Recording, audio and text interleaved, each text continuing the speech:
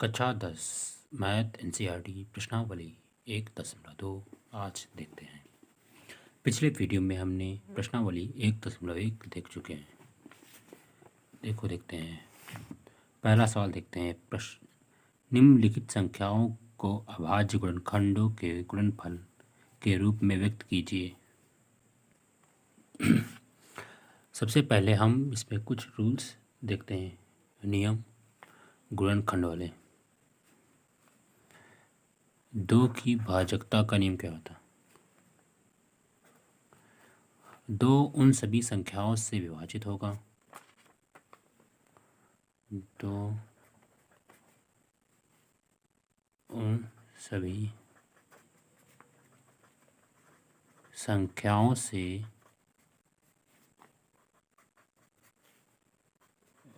विभाजित होगा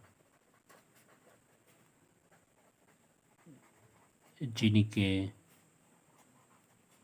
अंत में 0, 2, 4, 6, 8 या फिर कहें तो सम संख्या हो।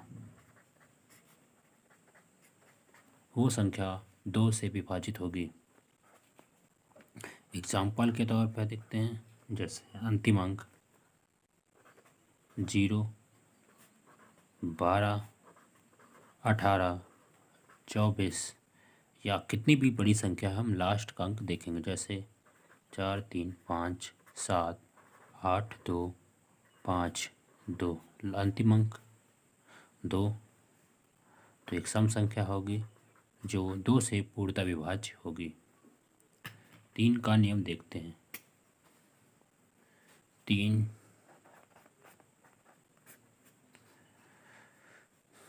दी गई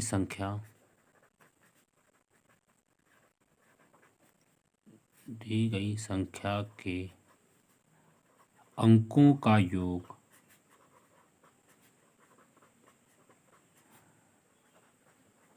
यदि 3 से विभाजित है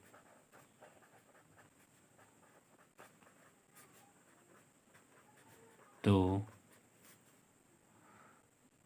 संपूर्ण संख्या 3 से विभाजित होगी।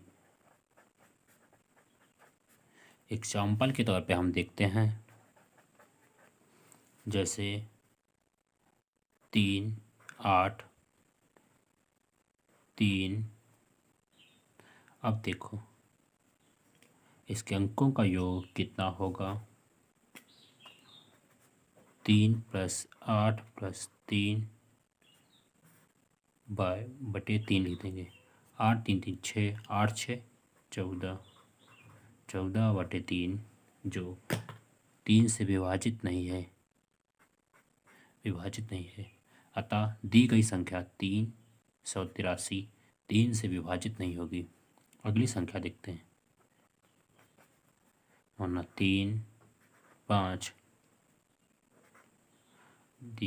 देखो अंकों का योग 3, 5, 7 y 3, 5 3 8, 8 7 15, 15 बटे 5 सही 15 बटे 3 जो दी गई संख्या से को पूर्णतः विभाजित करता है 5। अतः दी गई संख्या 3 से विभाजित होगी। इसी प्रकार हम संख्या 4 से विभाजितता का नियम देखते हैं। संख्या 4 दी गई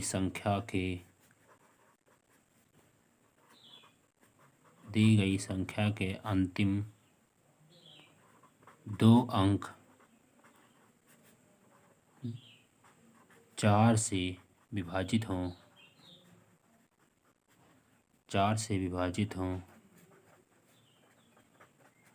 तो तो दी गई तो संपूर्ण संख्या 4 से विभाजित होगी।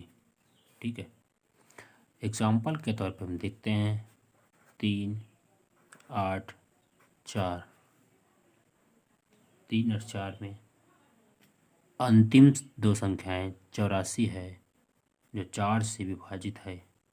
देखिए 4 दूनी 8, कट 4 से 4, 4 कम 4, तो दी गई संख्या 4 से विभाजित है। अब 5 का रोल देखते हैं। 5 का नियम, 5 का भाजकता का नियम देखते हैं। 5 दी गई संख्या का अंतिम अंक,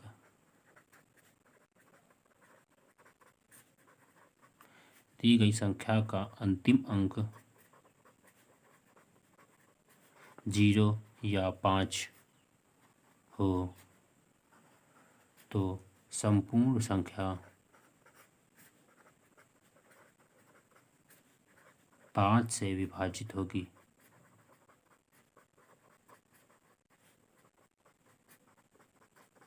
एग्जाम्पल के तौर पर हम देखते हैं 3, 8, 5 या 4, 5, 0। दी गई संख्या का अंतिम अंक 5 है और तो इसलिए 5 से विभाजित होगी। दी गई संख्या का अंतिम अंक 0 है तो ये 5 से विभाजित होगी। 6 का देखने के लिए दी गई 6 से विभाजित होगी। अब हम फैक्टर कर लेंगे। 6 2 गुणा 3, जो संख्या 3 से विभाजित होगी और वही संख्या 2 से विभाजित होगी तो संख्या 6 से पूर्णतः विभाजित होगी, जैसा कि हमने पीछे देख चुके हैं 2 और 3 के नियम। आगे अब हम क्वेश्चन को सॉल्व करते हैं। क्वेश्चन नंबर पहला देखते हैं। निम्नलिखित संख्याओं को अभाज्य गुणनखंडों के गुणनफल के रूप में व्यक्त कीजिए। पहला सवाल, पहला नंबर 140। पहला क्वेश्चन 140, इसको अभाज्य गुणनखंडों के गुणनफल के रूप में लिखना है। अब देखो हम 140 के फैक्टर करेंगे। सबसे छोटी संख्या से भाग देते हुए बढ़ेंगे। पहले 2 से देखेंगे, 2 से 14, 70 बार क्या 2, 35, 5 से काटेंगे, 5 सते 35, नीचे 7, फिर 7, 7 एकम 7। अब इसको हम इधर फैक्टर के रूप में लिख देंगे 2 गुणा 2 गुणा 5 गुणा 7। अब यही तुम्हारा अभाज्य गुणनखंड के रूप में है। अब इसको हम और भी लिख सकते हैं सही, 2 की पावर 2 गुणा 5 गुणा 7 अभाज्य गुणनखंड के रूप में ये लिखा गया है। ठीक, इसी प्रकार से क्वेश्चन नंबर दूसरा देखते हैं। 156, 156 के अभाज्य गुणनफल करते हैं। इधर देखिए आप 156, 2 से 2 सती 14, 2 अट्ठी 16, 2 39, 2 78, 13, 13 39, 13 कम 13। अब इसको देखो बच्चे, इसके सामने लिख देंगे 2 गुणा 2 गुणा 3 गुणा 13, 2 की पावर 2 गुणा 3 गुणा 13। ये तुम्हारे अभाज्य गुणनखंड के रूप में लिखा गया है। अगला क्वेश्चन देखते हैं। अगली संख्या दी हुई है 38, 25। 38, 25 इधर हम देखते हैं।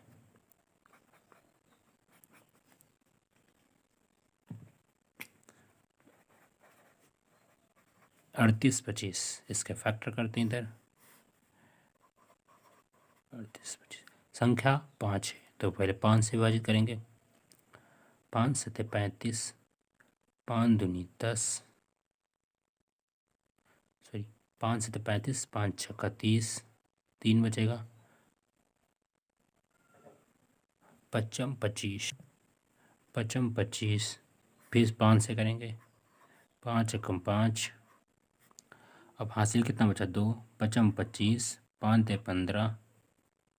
ठीक है, देखो 3 से करेंगे, 3, 3 5 15, 3 एकम 3,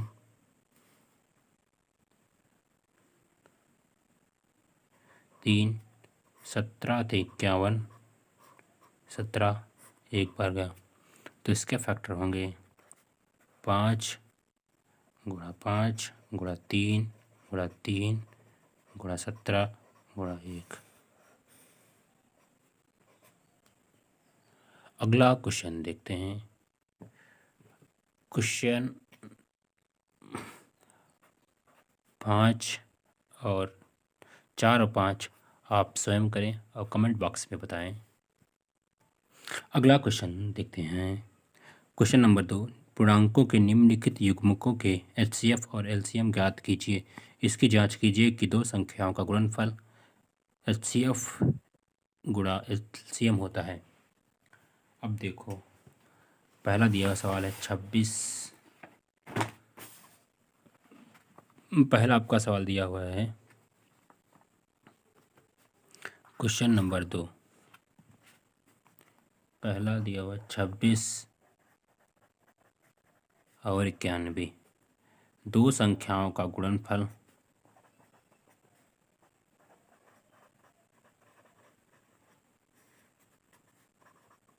एचसीएफ इंटू एलसीएम। ठीक है, एचसीएफ इंटू एलसीएम। अब पहले 26 और 91 के एलसीएम निकालते हैं। एलसीएम एचसीएफ, देखो इसके फैक्टर करते इधर 26 2 से 13, 13 से एक बार गया, तो 26 का फैक्टर आएगा, या लास्ट में एक लिखते हैं एक से, ठीक है, 2 गुणा 13 गुणा 1। ठीक है, आगे देखते हैं 91 का, देखते हैं इसी प्रकार।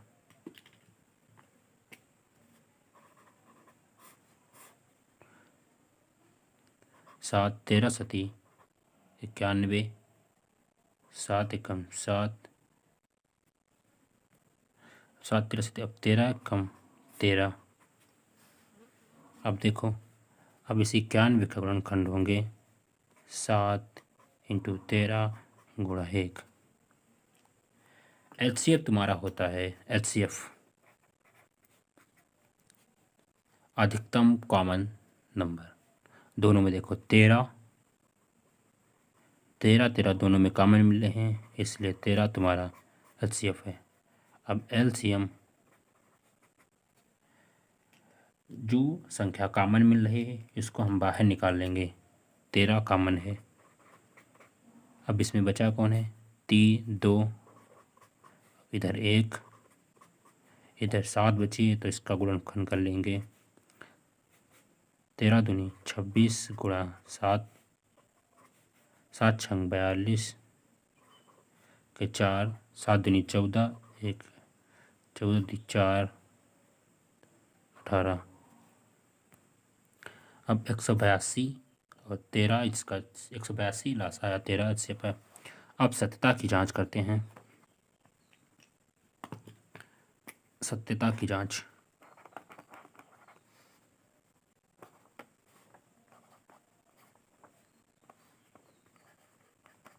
सत्यता की जांच करते हैं। प्रथम संख्या इंटू द्वितीय संख्या बराबर एचसीएफ इंटू एलसीएम। अब देखो, देखते हैं प्रथम संख्या तुम्हारी कितनी दी हुई है? 26। प्रथम संख्या 26, द्वितीय संख्या दी 91, अब एचसीएफ दिया हुआ है 13, अब एलसीएम दिया हुआ है 182। अब इनका मल्टीपल कर लेंगे। अब इसकी गुणा करते हैं। देखो, इसको क्या लिखेंगे? 26 ब्रैकेट 90 प्लस 1, इसको लिखेंगे 10 प्लस 3 ब्रैकेट 182 बराबर गुणा करते हैं,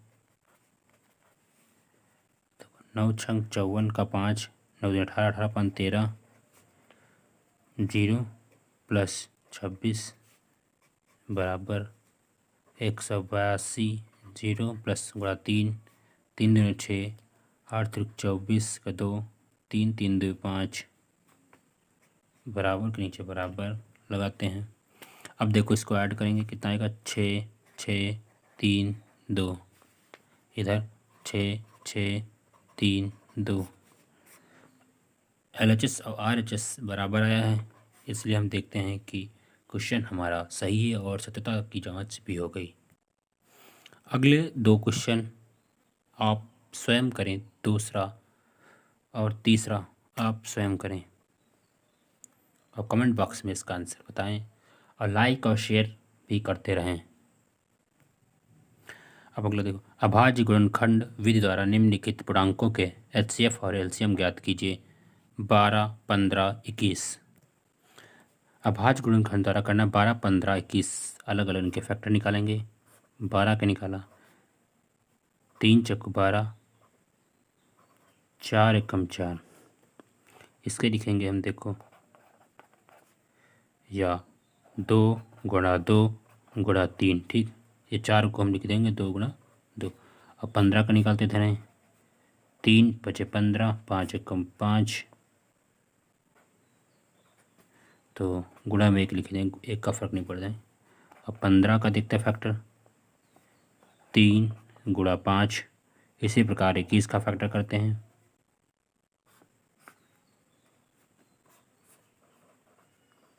3 7 21, 7 एकम 7, 21 होगा 3 गुणा 7 गुणा 1, इधर कर दो गुणा 1।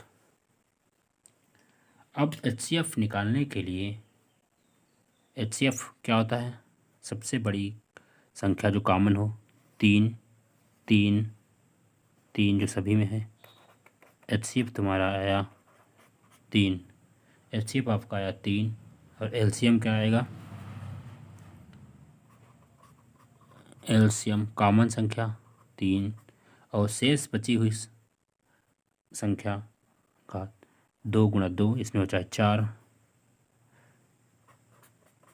गुणा 5 गुणा 7, सबसे बड़ी घात लेते हैं, ठीक, कम से कम। देखो 4 थे, 7 त्रिक 21, 5 चक्कू 20, 21 दूना 42, 420 इसका लासा आया, 420 लासा। HCF तुम्हारा 3 आया।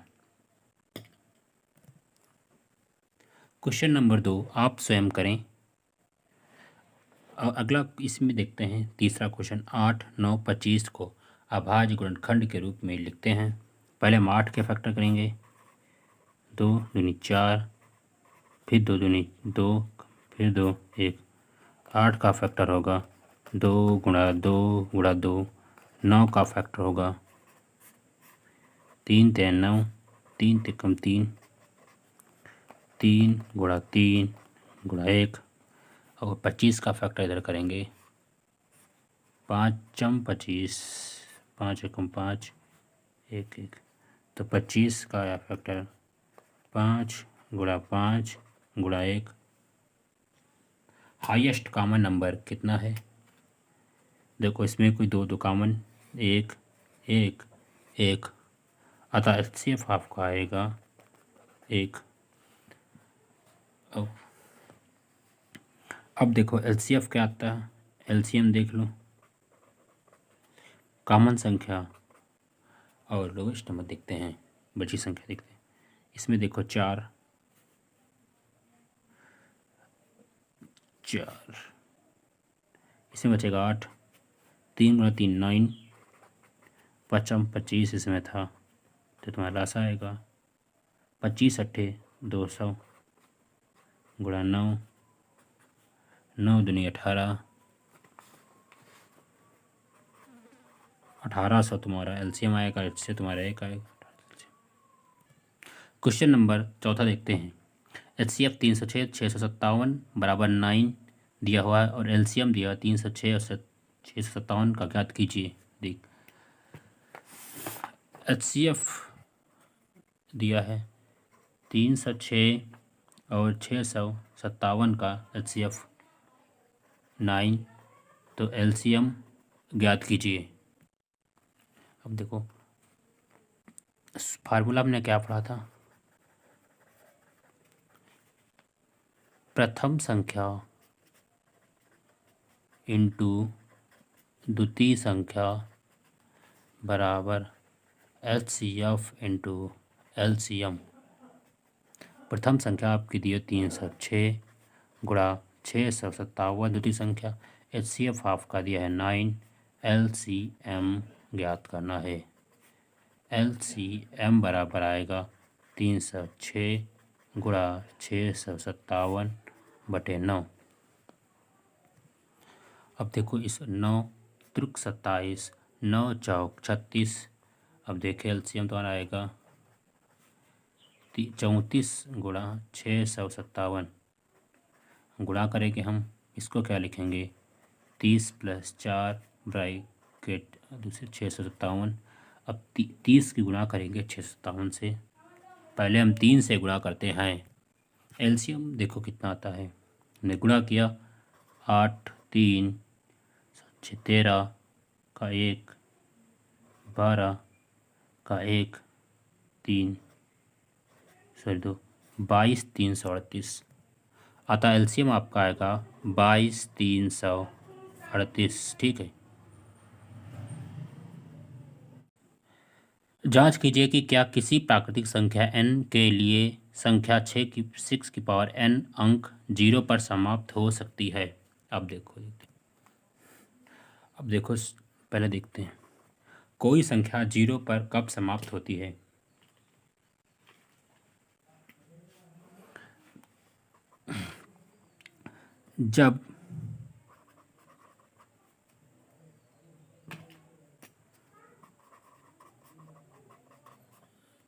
जब किसी संख्या का गुणनफल 2 गुणा 5, 2 या 2 और 5 के गुणनफल के रूप में होता है, तब संख्या 0 प्राप्त होती है।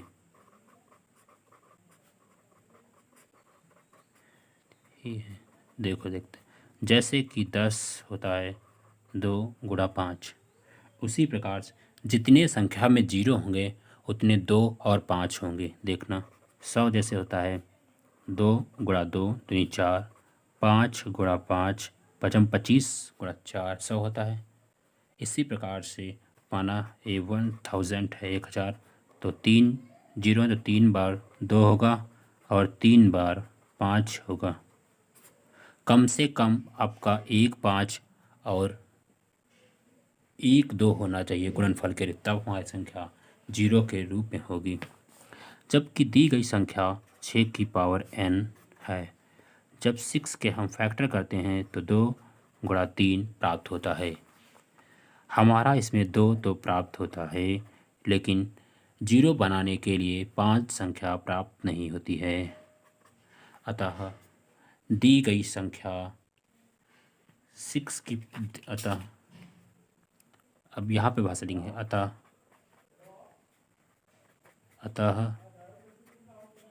अतः दी गई संख्या 6 की पावर n में n का कोई भी मान रखने पर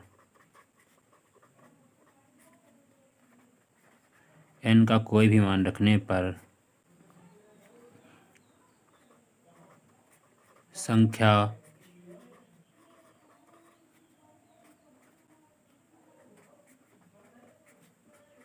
0 पर समाप्त नहीं होगी।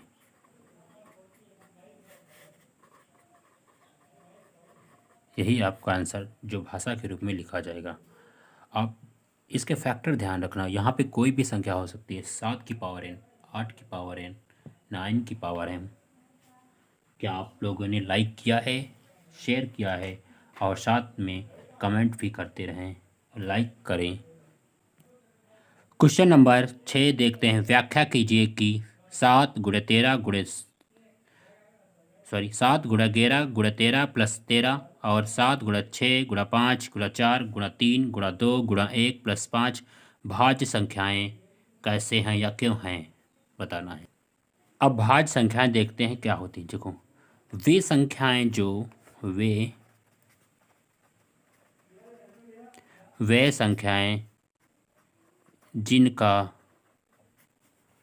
गुणनखंड 3 या 3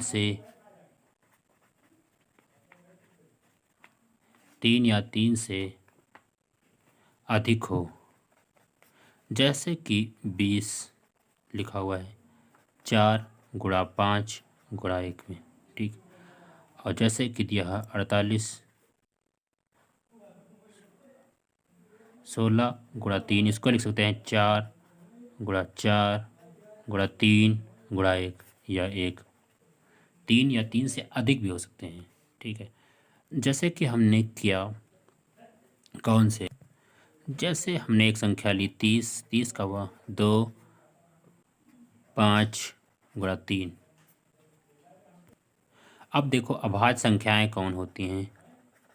अभाज्य संख्याएं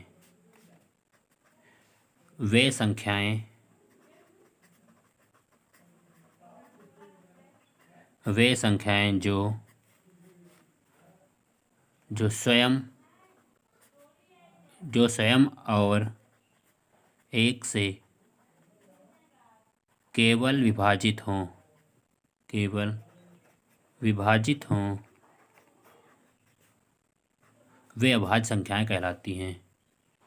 जैसे एग्जाम्पल के तौर पे हम देखते हैं 13 1 गुणा 3, जिसका कम से कम या लिखते हैं कम से कम सी, यही देखो, ठीक है। और जो 7 तुम्हारा हो गया 1 गुणा 7। अब क्वेश्चन देखते हैं। क्वेश्चन दिया हुआ है आपका, दिखाना 7 गुणा 13 प्लस 13 और इधर दिया हुआ आपका 7 गुणा 6 गुणा 5 गुणा 4 गुणा 3 गुणा 2 गुणा 1 प्लस 5, ठीक है। अब देखो 13 आपका कॉमन ले लो, 7 गुणा 11 प्लस 1, 11 से 70 प्लस 1, 13 ब्रैकेट 78, इसका फैक्टर कर लेंगे 13 गुणा 6 13 गुणा 2 गुणा 3, ठीक। अब इसका कॉमन लेते हैं। इसमें देखो 5 कॉमन लेते हैं दोनों में, 5 7 गुणा 6 गुणा 4 गुणा 3 गुणा 2 गुणा 1 प्लस 1, ठीक है। अब देखो 7 गुणा 6 4 × 12 12 दूनी 24 प्लस 1, 7 42 गुणा 24 प्लस 1, इसके हम देखो गुणा कर लेते इधर, इसको हम क्या लिखेंगे 42 गुणा 20 प्लस 4, 42 गुणा 20 कितना होगा 42 गुणा 84 प्लस 0, 84 840 गुणा 42 गुणा 4 अंदर गुणा कर देंगे, 4 दूनी 8 4 चौको 16 8 10 8 2 10 आएगा। अब देखो आएगा ब्रैकेट 5 ब्रैकेट 1008 प्लस 1 आएगा 1009। अब इसको हम क्या लिख सकते हैं 5 गुणे 1009 गुणा 1, इसके 3 फैक्टर हो गए, इसके भी 3 गए, अतः अब यही हम लिखेंगे ऊपर वाला निरूपण। वे अतः इसके 3 गुणनफल हो रहे हैं। अतः दी गई संख्या एक भाज्य संख्या है। भाज्य संख्या है। अगला क्वेश्चन देखें। किसी खेल के मैदान के चारों ओर एक वृत्ताकार पथ है। इस मैदान का एक चक्कर लगाने में सोनिया को 18 मिनट लगते हैं, जबकि इसी मैदान का एक चक्कर लगाने में रवि को 12 मिनट लगते हैं। मान लीजिए कि वे दोनों एक ही स्थान पर एक ही समय पर चलना प्रारंभ करके एक ही दिशा में चलते हैं। कितने समय बाद वे पुनः प्रारंभिक स्थान पर मिलेंगे? देखो फिर हम इसको देखते हैं। माना एक वृत्ताकार चक्कर लगाना है, ऐसे वृत्ताकार है। इसमें सोनिया और रवि जो हैं, सोनिया और रवि, इनको चक्कर लगाने में कितना टाइम लगता है? 18 और 12 मिनट। सोनिया को लगता है आपका 18 मिनट और रवि को लगता है 12 मिनट। अब देखो, माना यहाँ से लगाए तो यहाँ चले, यहाँ पे एक बार कहाँ पे पुनः मिलेंगे? प्रारंभिक स्थान पे। कब पहली बार? अब देखो, तो हम क्या निकालेंगे? इनका एलसीएम। 18 और 12 का एलसीएम कब निकालेंगे? 18 मिनट एंड 12 मिनट का एलसीएम निकालेंगे, तब इनके एलसीएम ही होगा मिलने का प्रारंभिक स्थान, किस टाइम पे मिलेंगे। अब देखो, 18 के हम फैक्टर करते हैं, ठीक। 2 9 3 3 1 12 2 6 3 3। अब देखिए, 18 का फैक्टर हुआ आपका 2 गुणा 3 गुणा 3। 12 का फैक्टर हुआ 2 गुणा 2 गुणा 3। अब देखो, अब एलसीएम के लिए हम क्या करते हैं?